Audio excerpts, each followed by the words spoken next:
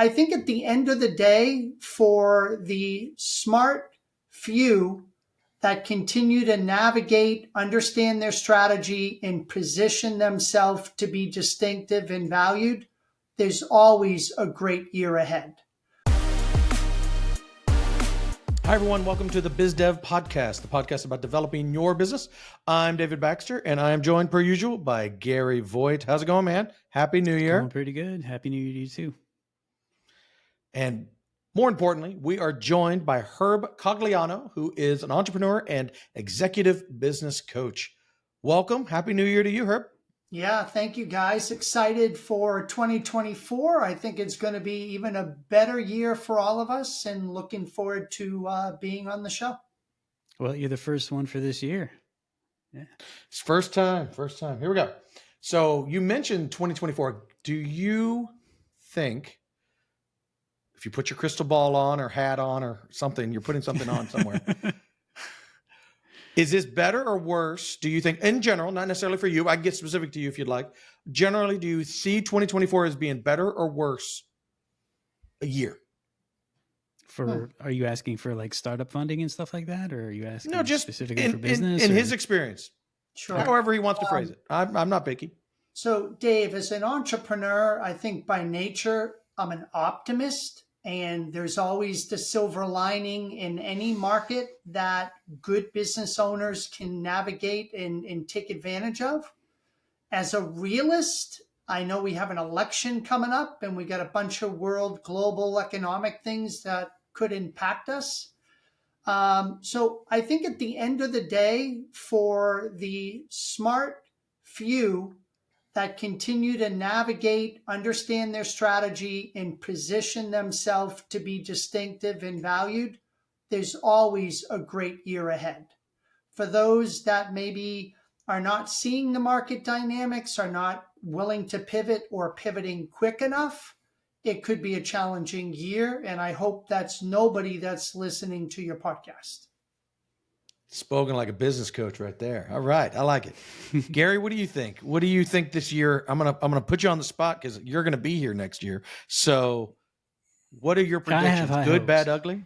I have high hopes. You're optimistic. Yep. And just like Herb, I'm an optimist. And I do believe that some of the weirdness that happened in the tech industry over the last year is kind of panning out, in my opinion. And it seems like the whole AI thing was getting really weird, but now it seems to be like it's a little more guided in the direction, and all the doomsday predictions of it taking everybody's job is kind of not going to happen, at least in the creative field. I know maybe in some other fields it's eating away at some people's work, like copywriters and whatnot. But overall, I'm excited. And see, I'm generally an optimist. Go ahead. I'm still not going to be able to afford the Apple AR glasses, though, the Vision Pro. So the big old goggles, they're supposed to come out maybe soon. 2025. I just saw the email today. I just got the first marketing piece. Put in your order now. Oh yeah. Yeah, they're starting to get those out there. I'm optimistic. I'm not sure about the Apple glasses. I don't know about those yet. But in general, I think one part you're wrong on is I think AI is going to get so much weirder this year. Oh, really? I think we are, because they're opening in the next little bit, probably by the time this airs, they're opening the store, and you're going to see what happens when the average programmer just can make their own junk. And you're going to see just some crazy, crazy things. I believe in the next, not even very long. I think you're going to start to, because remember, like when the iPhone App Store opened up, you just got the weirdest. You had the beer app, right? That you could drink your beer out of your phone, which sure, fart apps were everywhere. AI has not gone through their fart app stage, and I think it's going to start.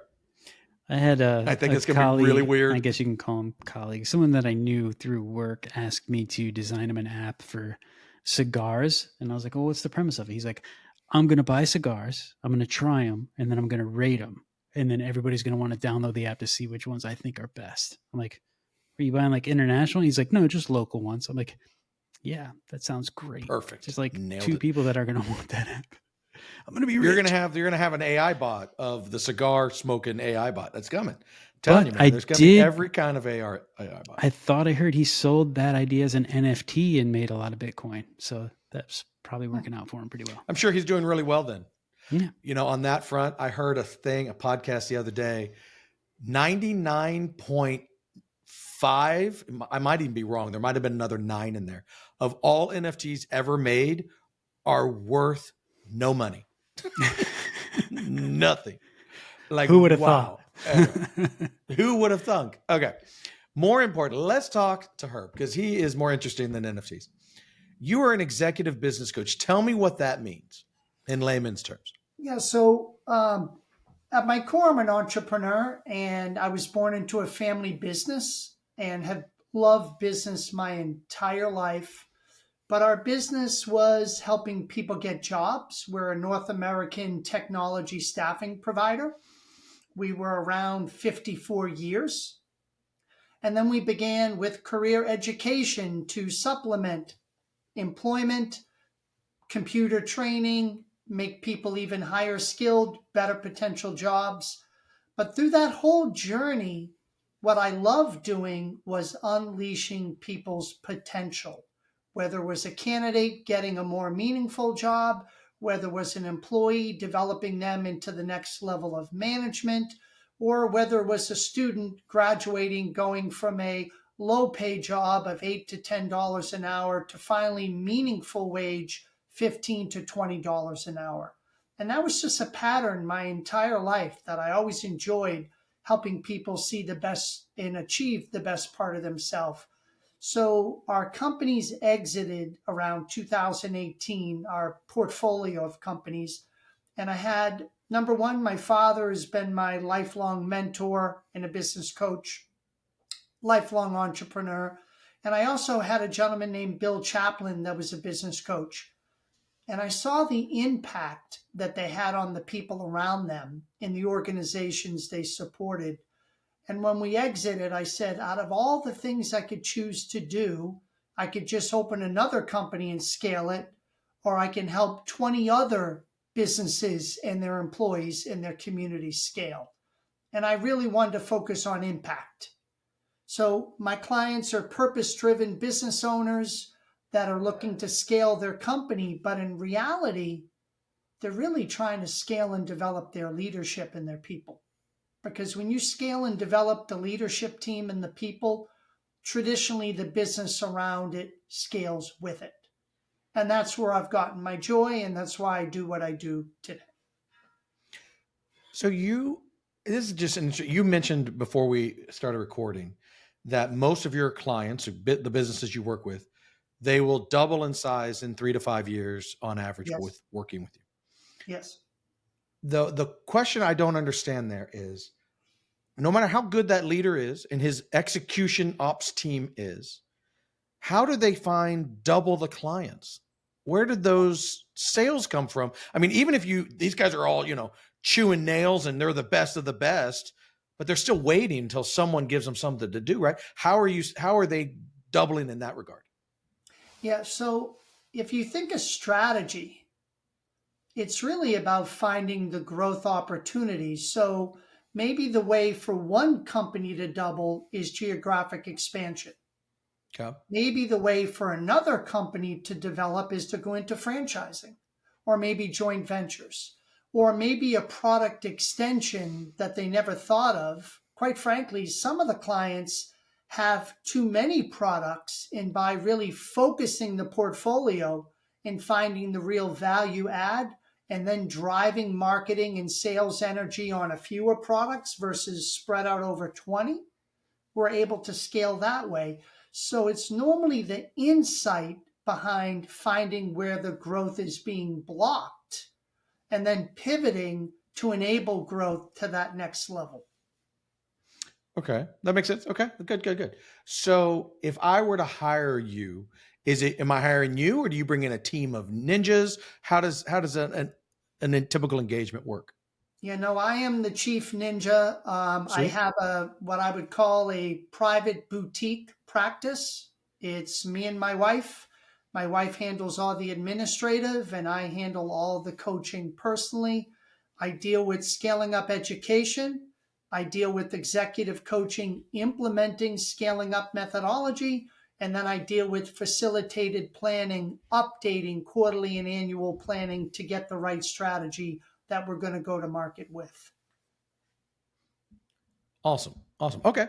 So if you are at a high level, I mean, and to be fair, like most of the people listening to here are people who are aspiring to start a business, or they are getting started, or they have been running for a little bit, but at least the way we've been couching this for almost 2 years now. Wow, that's crazy. We started this because I didn't want to feel alone anymore. When I was struggling with leadership and stuff like that I wanted to learn, I realized a lot of other people were in that same boat. And so that's where this podcast came from, just flat out. So with that in mind, and that scale in mind, what would you say is the blocking thing for most people when they're leading their companies, whether they've been in business for a year or a decade? What I hear a lot and see a lot is leadership succession. They become the bottleneck. They know their business. They're brought all the decisions to make. They're very good at it. A lot of times they enjoy it because they're good at it and people give them accolades. But when you're trying to scale from, 12 to 25, 25 to 50 people, and you have to loosen the reins, and then you have to trust, and then people are not you. They will never be you. And then they make mistakes, and then you're not able to truly have a succession plan. So you get stuck working in the business, which what I want you to do is spend more time working on it. Mm-hmm. And that is, Dave, I don't know if you've heard this stat before, but out of about 32 million companies in America, less than 1/2 of 1% ever scale over 10 million a year in revenue. I can believe that. 1/2 of 1%, and only 4% ever make it over 1 million. That's scary. Now, there's a lot of lifestyle companies that don't want to be over 1 million or 10 million. That's great. But there's a lot of people who do, but they just can't break through the complexity. They don't see it. They're hardworking. They're smart. They're just not asking themselves the right questions and going through the decisions in the proper way to scale a company. So that big number, 34 million is something you said. Does that include ladies cooking cookies in their kitchens and hanging their shingle out? I mean, so it's all types. 30, yes. Okay. Yeah. One of the things that we say a lot on this podcast is the CEO, founder, leader, whatever you want to call them, they have a unique job of giving away their job. Mm-hmm. It's like when you're the owner of a company in particular, you can't get fired per se. So giving away your entire job, it's backwards because it's okay. You're allowed to do that and you still have a job. But I think, and this is something, Gary, how many times have we talked about this, that I have struggled with is letting go, right? Exactly what you're talking about. Letting go. And one of the things, and I would love your thought on this, one of the things that I am currently struggling with is, and I probably, if we listen back to old podcasts, I've been struggling with it for a long time, but it's the power of my voice being the boss and how that has unintended consequences. That is something that I am struggling with just for me, because I will say something. I've been in my head, I'm a dev. I've been a developer for 20 years. That's all I am. I'm nothing special. I just develop and I write code. That's who I am deep down.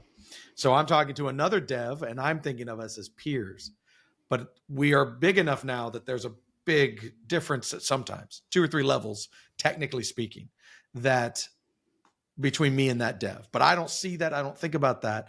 So I'll say something and I will find out through the grapevine that I either made their day or I wrecked it in ways I had no idea was happening at the time. Yeah. And either I have to apologize or I'm glad I made their day, one or the other. And that is something that is, I don't know of a book that talks about that enough, but like they talk about leadership and all this. I mean, I love leadership and I love reading about it and trying to improve that craft. But that is one of those parts that, boy, that's not in the handbook. It's the letting go and how to let go. There's some of that, but not enough. Like, I think that's probably where you live a lot, if I were to guess, is getting those owners to unclench and let someone else, because you have good people, hopefully, right? And let them do their jobs, and they want to. I think that's what's also. Anyway, Gary, do you have any thoughts on any of that? Yeah, I call that the boss man Bing scenario, where even though you're a dev and they're devs and you can relate to them on the same level in your mind, you're still the one in charge of them getting paid. Therefore, you're boss man Bing. It's of no fault of your own, and my it's wife no fault actually of writes theirs. all the checks. It's just, so well, it doesn't really matter. Like, it doesn't matter. No. Dave, I think the biggest thing, or the learning curve that I went through as a CEO, is I was used to always having the answers, and I had to pivot to ask more questions. Because they come to you for a lot of decisions. They expect Dave knows the answers. You do know, if not all of them, 90+% of them. And so in the beginning, you end up giving them because that's how you started the company, having to make a lot of decisions. And that's how your company grew and got momentum. And now think of your focus as not growing the company vis-a-vis revenue, profit. Think of your position as growing the people in it who will grow your company. And it's a paradigm shift. And I have to tell you, the biggest epiphany I got is when I started coaching my kids' sports. Because when you coach someone else's child, you have to act very differently with a 5-year-old that's not yours, in the way you talk to them, the way you build their confidence, the way you let them make mistakes on a drill, the way you build. It's incremental, it's step by step. It taught me so much patience as an entrepreneur that I did not have earlier in my career. I knew what I wanted it done, and I want it done now. But that's not how you develop people. And so patience, asking enough questions, giving them time to answer or find answers and be able to grow from their mistakes is a really key ingredient to getting this whole thing to work. One of my friends who runs a business, I don't know if he made it up, but I'm going to give him credit. His name's Bob. Hello, Bob. He gave some of the best advice that I have ever gotten, and putting it into practice, I still am not good at this, but he said, encourage people. People are going to come to you with problems and they're going to put them on your desk. And the key for business growth and business leadership is making sure that they take them with them when they leave your office. Yes. That is no longer, you're the owner, but that doesn't mean all the problems have to be solved by you. And off the top of my head, I cannot remember the phrase he uses, but it was pretty good. It was like something like, and what are you going to do about this? That's bingo. Right? Just flip it. Bingo. And yes. And I think that's, again, I'm not good at that yet. But that's in the back of my mind to try to, I am getting to the point where I'm asking a lot more questions, but this isn't me. I cannot solve this, or more importantly, I don't want to solve this, right? Like you're saying, I can't fix it all. So what are you going to do about this? And what we actually just promoted internally, one of our guys to be the new director of operations. And that is there's a lot more of that going on. It's like, this is now your wheelhouse. This is your baby. You're running ops. That's a lot, right? We're basically an operations company. We build software.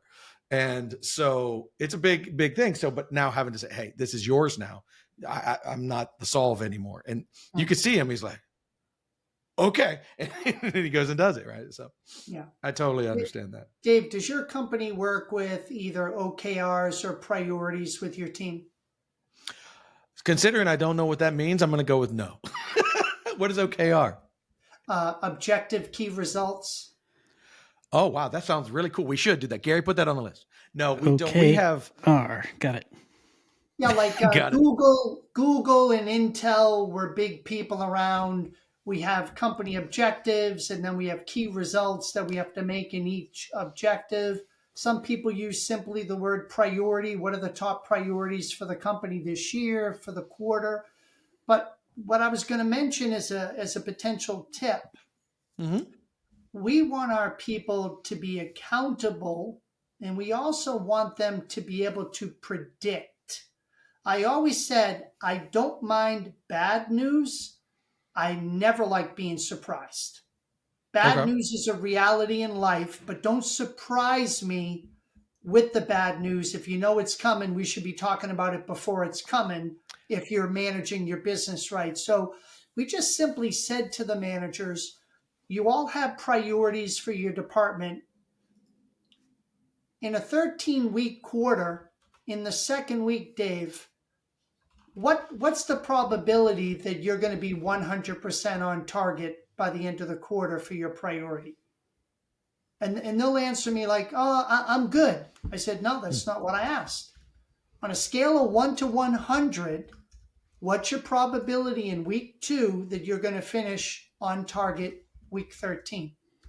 76%. We make them give me a number because it induces critical thinking. They need to really get focused on coming up with the right number.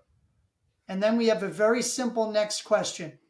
What are you going to do between now and then to put it back on track? And when you start asking that question once a week during the 13 weeks, and their probability and their prediction goes up, and their accountability and problem solving during the quarter starts to get more engaged and more intense, people get their stuff done. And then I So support wherever I can help. If they're stuck, if there's a roadblock, a boss got to help them, and Yep. you will help them. So where the version of that for us is if we have a weekly deliverable, little, big, whatever, I will ask on Monday, hey, this is what we've got. You know, is this cool? Does this work? Can you get this done without overtime, without craziness? Yes. Awesome. Cool. All right. Tuesday comes around. How's it going? It's going good. Good. Yep. You're on target. Yes. Okay. Perfect. Wednesday comes around. Still on target. Yep. Yep. Yep. Thursday comes around.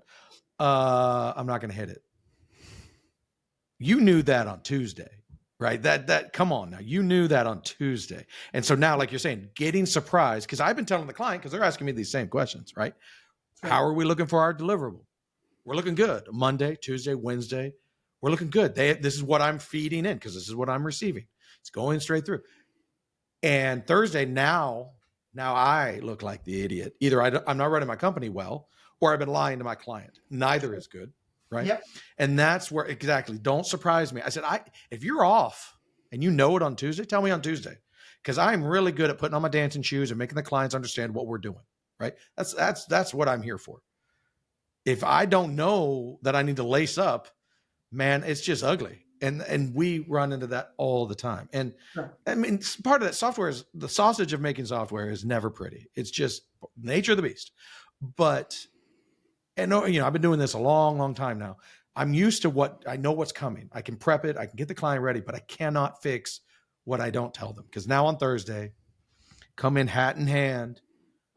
Yeah, all those things I told you, yeah, totally wrong. I'm so sorry. There's nothing you can do with that. Nothing you can do with that. Yeah. Big Pixel builds world-class custom software and amazing apps. Our team of pros puts passion into every one of our projects. Our design-infused development leans heavily on delivering a great experience for our clients and their clients. From startups to enterprises, we can help craft your ideas into real-world products that help your business do better business.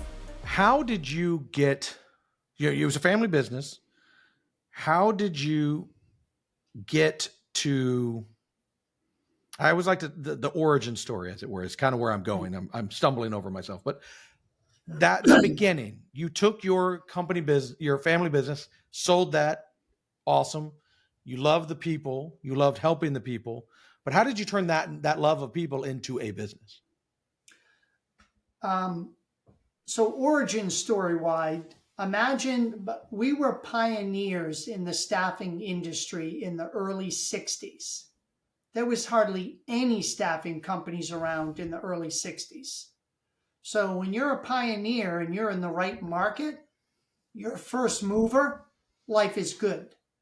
And life was good for our company for a couple of decades. But then the market matured.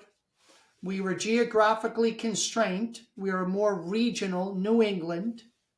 Competitors, bigger competitors, Manpower, Kelly Girls, if you're familiar with any of them, Mm-hmm. all started coming in our back door, dropping price, commoditization, and we're like, what happened? So there was a point we had navigated 13 different recessions as a company. That's pretty damn good. So, I mean, you got to be Yeah. scrappy to make that through that, but we did. But we weren't growing as quick as we thought we should. We thought the market was evolving faster and we started to plateau. And quite honestly, that scared the living hell out of me. Mm-hmm. So somebody gave me a book called Mastering the Rockefeller Habits by Vern Harnish. And most small mid-market companies don't have a staff of MBAs who have all done case studies at Harvard or at Stanford or Wharton. We didn't. But the book was kind of a framework on how you should look at sequencing and what methodology would help you grow with less drama and more success. And I said, at this point, I'm open-minded to try anything. And we started implementing the Rockefeller habits one at a time. And over time, we took one, I did it in a startup division, 25 people. 30 months, we went from 25 to 150 people, went from $200,000 bottom line to $4 million a year in under 30 months. Wow. And I didn't work any harder. I wasn't any smarter. It was the same effort, but I was finally doing the right things in the right order that we needed to do to grow the company. And I just wasn't aware. And when you put the playbook in and you can get your entire company around it, synchronized, aligned, and accountable, good things start to happen. And it did. And I never look back. I would never start any other company in the future without putting that playbook in day one. And there's a lot of well-read people that have probably read hundreds, if not thousands of books. And I love learning, and I think reading is really important. But you know, the biggest lesson I learned, what are the few books that you're willing to master, not just read? Are you willing to read the same book 50 times if that book provides mastery in a thing that's going to change your business to incredible heights? Most people don't. But I said, out of all the things I've done and read, it works. Now I need to master it. And if I master it, my business life will be 100-fold better. And it was. And that was just maturity as a CEO, kind of understanding, where to lean, where to pivot. And I had some wonderful people. I didn't want to let them down. You know, the livelihoods of the people you employ. And I was concerned about A players because A players want a bigger future. And is your company going to be able to give it to them, or is it going to be somebody else? Now, even if I created a company that was successful, lifestyle, I made a lot of money, I come and go as I want and please, that's good for me, but it's not good for all the other A players 1 year, 3 year, 5 years down the road. So the only way I know to grow a great company and keep A players is to keep growing a company to have bigger opportunities for all of us. And that's what pushed me over the top to say, I got to be all in, or I got to be prepared to get out. And I never looked back once I got all in. Yeah, I love that. A lot of that resonates with what my business group talks about on a regular basis. One of the things that I haven't read the Rockefeller Habits. That one is referenced a ton. I have heard that the traction EOS kind of system is a newer version of a lot of those same principles. I just read with my new director of operations, Rocket Fuel, Oh, sure. which is all about the integrator, visionary relationship. And one of the analogies that you mentioned resonates pretty heavily with that book. They were talking about when you have that relationship really well established and it's working, you can take it. They use an archery thing. If you fire 50 arrows, but they're all going in different places, you're not going to hit anything. And so a good relationship starts turning those arrows so they're all pointing to the same place. And again, that sounds very similar to what you're talking about. And that is one of the things I find difficult is in the thick of it, you don't know if you're doing it right. Right. It's one of those things you see, you look back and you're like, oh yeah. I see that. I see this. We had this synergistic kind of goodies, whatever. The arrows are all pointing to the right spot. But when you're in the thick of it, it still feels like sausage making to me. Sure. And that's where I'm trying to figure that out. How do you get that distance to know that you are actually doing that? Does that make sense? Yeah. Have you ever, I've heard boxers talk about this. When they're first beginning to learn how to box, every punch seems like it's coming at them like a million miles an hour. But the better you get with your technique, the more years you put in the gym, mastering the different aspects of it, the fight seems to slow down. Almost like the Matrix, I would describe, the movie. It's the same way with scaling up. If you've been leaning in and mastering the diagnostics, do you know how to assess the problem in your company? And then do you know the right tool? Your business will slow down around you and you'll be able to see and react before others even know what the hell is going on. And it's a matrix type moment for me that I used to think of a problem, assess the wrong problem. I thought it was a strategy problem. It was a people problem, but I took a people tool, a people initiative to fix it, and I ended up making it even worse. So it's understanding how to diagnose correctly and then how to pick the right tool, like a doctor, the right medication once you did diagnose. And that takes years of practice and understanding and insight to pull off. And when I realized that and put in the work, I saw it actually happen around me. I could talk about it in the beginning, but it took years to really feel it around me happening. That reminds me of a story. It was a guy talking about fighting, and he says you can always tell someone who knows how to fight versus someone who just wants to hit you. Because when they start swinging, someone who knows what they're doing, and Gary's done a lot of martial arts. He's nodding for the non-visual people. You start swinging. If you've been swung at before, he's like, that doesn't scare you. You don't freak out and start wailing around like I would because I'm an idiot. But he's like, when you really know what you're doing, you just kind of get out of the way and just watch them do their thing. And you just get them out and they tire themselves out, and then it's go time, right? And it's kind of like that's kind of funny how those analogy works, because in the midst of it, I guess this is my first company, right? And our listeners, it's their first company. We're going to be flailing because we've not done this before. We haven't seen this. We don't have that. What are the tricks? I mean, besides 20 years of doing it, which I don't have that kind of time, because if I had 20 years, I'm already 20 years too late.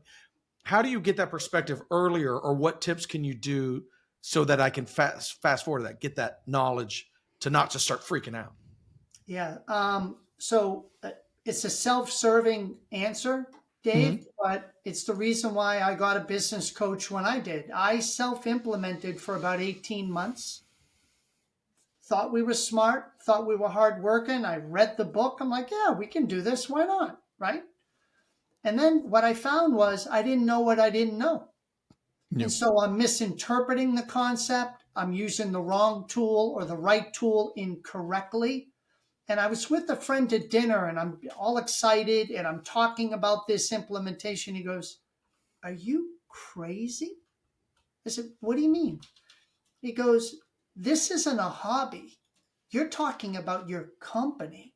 Why would you be playing around, dabbling in your company? Why wouldn't you go out and get a person that's been there, done that, and you learn off his mistakes versus you having to spend the next decade making your own mistakes and then finally catching up?" And it hit me right between the eyes. I said, "You're absolutely right." And then it was a question of just finding the right coach for you and your company. So if you are, I mean, everyone needs a mentor coach. I'm a big believer in that. But those things cost money, right? Yep. Hiring someone like you costs money. So Yep. at what stage, I mean, are you saying if you're at 1 million in revenue, or are you saying now you can do it sooner than that, or it should be 5 million in revenue? What is a good thing where coaches, if you're talking about only 4% get to 1 million plus. Okay. So that seems like there's room for coaching there clearly. Yeah. But you're still too new, maybe. Like, where do you find that need? Mentors is one thing, but the coach. Yeah. Normally under 1 million is tough, Dave. So if you're under 1 million, it's tough. But I don't look at it as an all or nothing proposition. I look at it at stages. So if I'm a $500,000 company or 300,000 and I'm building, and all I can afford to do is pay $20 and go out and get the book, you're going to be farther ahead than 90% of the other people who never read it. So kudos for you. You're going to get the momentum. You're going to get education. After the book, I'm a professor of the master's course for scaling up education. So after the book, if you can't afford the coach, enroll in a scaling up master's business course. And then get your next level of engagement and adoption. By that point, you should be building up revenue and knowledge and momentum that you should be able to look at some coaching options. They have leadership team options for bigger companies with groups of 3 to 5 or 8 leadership team members. And they have one-on-one options for smaller companies where it's really just still the CEO and maybe their number 2 in command that needs to get coaching. So think of it as levels of investment based upon where you're at to get you to the next place you want to go to. Nice. That's good advice. All right, Gary, do your thing. Well, for some of the people that don't have that kind of money just yet, haven't bought a book yet, we're hoping you can give them 3 pieces of advice. What are your top 3 pieces of advice for a new entrepreneur, new business, or a startup? Keeping it simple, ask yourself, do you have a growth methodology that you're employing in your company? If you don't have a formal growth methodology, pay $20 and at least learn about one. And mastering the Rockefeller habits is an excellent way to get started, dip your toes. Dave, like you, I read a lot of them. I've studied traction. There's like 4 or 5, but I studied them all. And I want my clients to have the benefit of best practices in all of them. But I just found for my particular journey, scaling up had the most extensive use of tools and methodology, and that was important to me.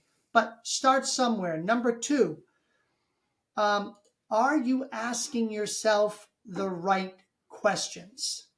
Because unfortunately, hardworking, smart people don't always build a successful company. So the right questions are around the 4 important decisions in a company. People, do you have the right people in the right seats? Strategy, are you differentiated in the market with something that clients value and is distinctive from your competition? Execution, are all your processes running efficiently? And are you making industry leading bottom lines? And finally is cash. Do you have enough internal cash to fund the internal growth rate that your company desires? Because if not, you're going to family, friends, beg, borrow, steal to get it. And we like to create companies that can internally generate enough cash flow to self-fund and only go outside when necessary. So if you can ask those questions and you get good answers, you're in the right place. The final thing I would recommend, I think owners and entrepreneurs deserve to run their business when unfortunately I find a lot of businesses run them. They're working way too many hours. They're way too underpaid. They're taking 100% of the risk, and they're in jeopardy of not leaving a legacy for the reason why they began the company in the first place. So if you're feeling under-rewarded and that the company's running you, you need to take charge and get your company back. And I do believe there are ways to do that with the methodology.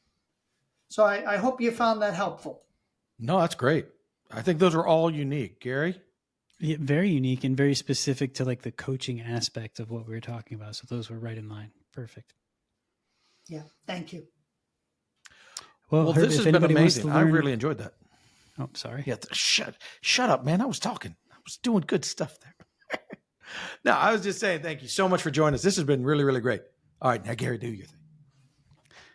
Now, Herb, if anybody wants to learn more about you or your company, how can they find you? Yeah, simply go to my website, aspiregrowthadvisors.com. You can also look me up on LinkedIn, but aspiregrowthadvisors.com is the easiest way to do it. If you want to know the readiness of your company to scale, we have a very simple assessment to help you determine your current readiness. If you want to know your readiness as a leader, we have a high impact leader assessment, which will give you a sense of how you're developing on your leadership and how your business is developing for further scaling growth. So please take advantage, and I thank you guys for your time. It was a pleasure. Awesome. It was Thank you super so much. Nice to meet you. We're going to put those links in our show notes as well, so they'll be available for anybody. Well, with that, we are out. Thank you again, Herb, for joining us, and I appreciate your time. Happy New Year to both of you. Thank you. Happy New Year, and Happy New Year to everybody listening. Hi, I'm Christy Pronto, Content Marketing Director here at Big Pixel. Thank you for listening to this episode of the BizDev Podcast. We'd love to hear from you. Shoot us an email, hello@thebigpixel.net. The BizDev Podcast is produced and presented by Big Pixel. See you next week. Until then, follow us on Instagram, Twitter, Facebook, Threads, YouTube, and LinkedIn.